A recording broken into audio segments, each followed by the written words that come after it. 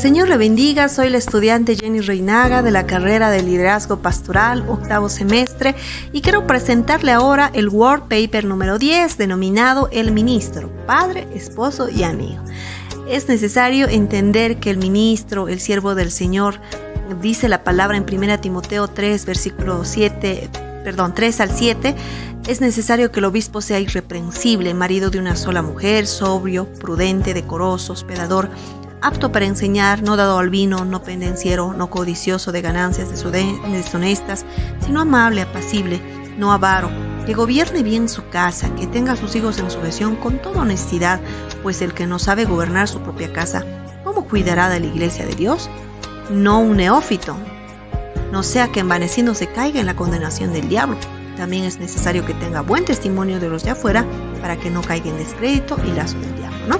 Entonces, el ministro es un siervo de Dios, un ser humano común y corriente, pero que tiene una característica especial. Ha sido llamado por Dios para un trabajo y un servicio específico, para el cual también Dios le ha capacitado por medio de su Espíritu Santo en el llamamiento. Pero también el ministro es llamado a hacer la voluntad de Dios y tiene un ferviente amor por la obra de Dios. Sin embargo, debe establecer también prioridades en su vida, ya que puede distorsionar este orden de prioridades. Muchas veces los ministros consideran tan importante el llamado y el servicio de Dios que olvidan o dejan de lado a su familia o la enseñanza de sus hijos, la instrucción de sus hijos, o también otro aspecto que es la amistad y la comunión con otras personas a su alrededor. Es así como también muchos ministros, en vez de poseer amistades o tener buenas relaciones, muchas veces llegan al punto de convertirse en llaneros solitarios, ¿no? En hombres solos. Hay algunos que dicen el ministerio es para un hombre solo, y es muy cierto, está con Dios, pero también es bueno que tenga relaciones. Entonces, por eso es muy importante que vayamos reflexionando y estudiando acerca de estos puntos tan importantes, ¿no? Entonces, también podemos mencionar que el ministro es un hombre público, y toda su vida privada también, toda la vida privada del pastor va a afectar a su ministerio. Su vida privada va a incluir la relación con Dios, con su esposa, con sus hijos, y también su relación con sus amigos, que en muchas ocasiones puede jugarle también una desventaja, puede ser también una ventaja. Vamos a ver el orden correcto en la vida del ministro. El orden correcto en la vida del ministro y el orden de prioridades es primeramente Dios.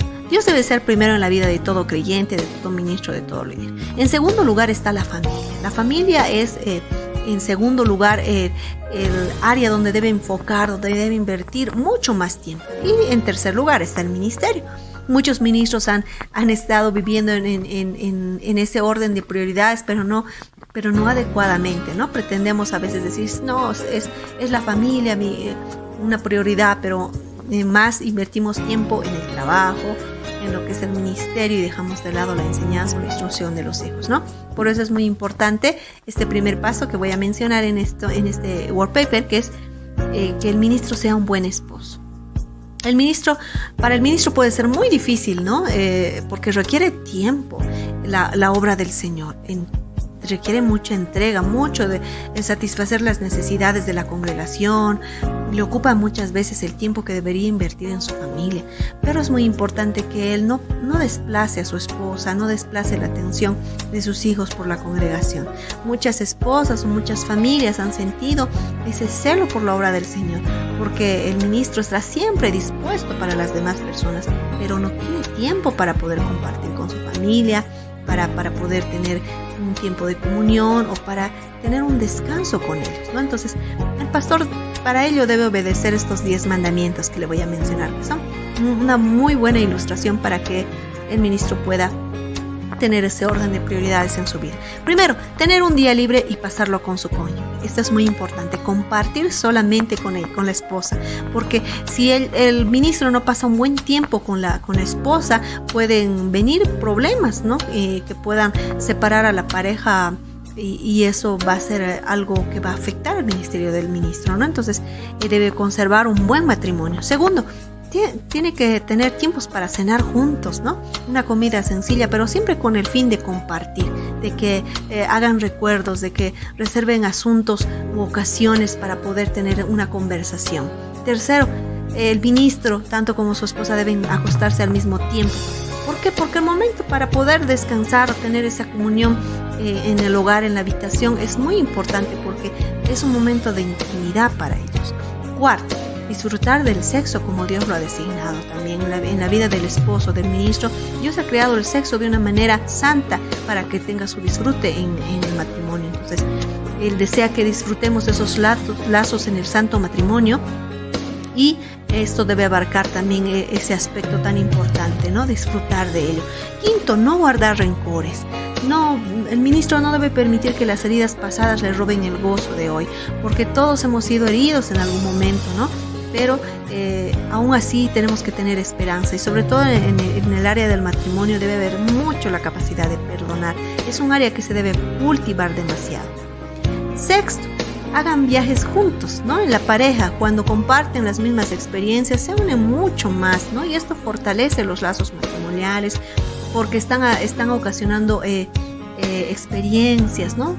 Juntos, porque muchas veces las experiencias son separadas, ¿no? Que las reuniones, que la consejería, que la predicación, que esto o el otro, ¿no? Pero deben tener ese tiempo de comunión. Hagan tiempos de viaje juntos. Séptimo, oren juntos. No hay nada más personal que su relación con Dios, ¿no? Y que el ministro invite a su esposa para que compartan juntos va a ser muy importante. Octavo, formen recuerdos. Algunos de sus recuerdos simplemente sucederán, pero la mayoría de los recuerdos especiales van a ser el resultado cuidadoso de planes. No está mal hacer planes para poder compartirlos juntos. Noveno, olviden las cosas pequeñas. Las cosas pequeñas cambian un matrimonio, lo convierten en algo mediocre, y es muy importante que tomen en cuenta, ¿no? Que algunos detalles se pueden mejorar, y que los detalles también pueden marcar la diferencia. Así que en vez de enfocarse en cosas negativas, enfóquense en cosas positivas, en detalles buenos que puedan marcar y ser un ingrediente en el matrimonio y en la relación matrimonial. Y por último, prometa que será fiel con sus emociones, ¿no? Satisfaga sus necesidades emocionales solamente dentro del matrimonio. No permita que los amigos, la familia, el trabajo las satisfagan, ¿no?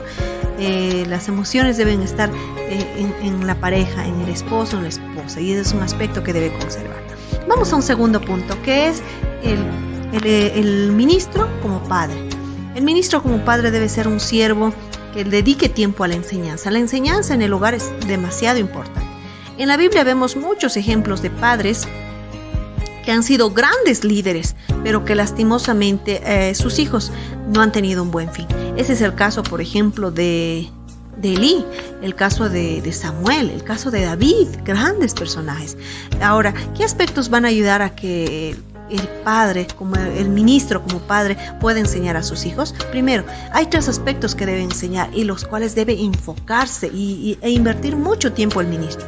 Estos 3 aspectos son: 1, amar a Dios.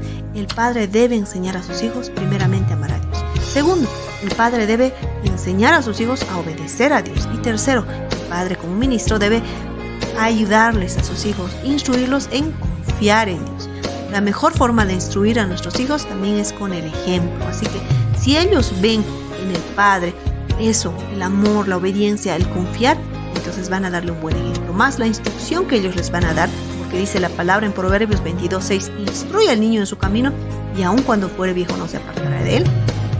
Pues nos van a dar también esa garantía de que si uno ha sembrado, ha invertido ese tiempo, entonces los hijos van a marchar por un buen camino y va a tener una recompensa muy grande el ministro, porque va a tener una familia estable, unos hijos que sean para él una victoria, una razón de regocijo, ¿no? Y va a poder sentirse orgulloso de tener un hogar así, porque ha invertido, porque ha trabajado en él. El tercer aspecto es que el ministro también debe ser un amigo confiable.